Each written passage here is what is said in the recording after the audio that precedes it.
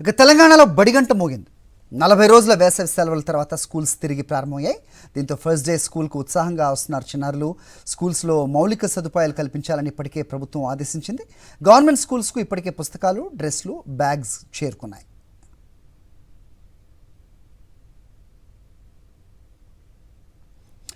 విద్యార్థులకు మంచి భవిష్యత్ అందించేందుకు తెలంగాణ ప్రభుత్వం స్కూల్స్లో మౌలిక వసతుల అభివృద్ధిపై దృష్టి సారించిందన్నారు మంత్రి పొన్నం. రాష్ట్ర వ్యాప్తంగా 26,000 స్కూల్స్లో 1,100 కోట్లు ఖర్చు చేసి అమ్మ ఆదర్శ పాఠశాలల పేరుతో మౌలిక సదుపాయాలు కల్పిస్తున్నట్టు చెప్పారు మంత్రి పొన్నం. అబిడ్స్ ఆలియా స్కూల్లో MLA Raja Singh, deputy mayor Srilatha Reddy ఇతర అధికారులతో కలిసి బడిబాట కార్యక్రమాన్ని ప్రారంభించారు.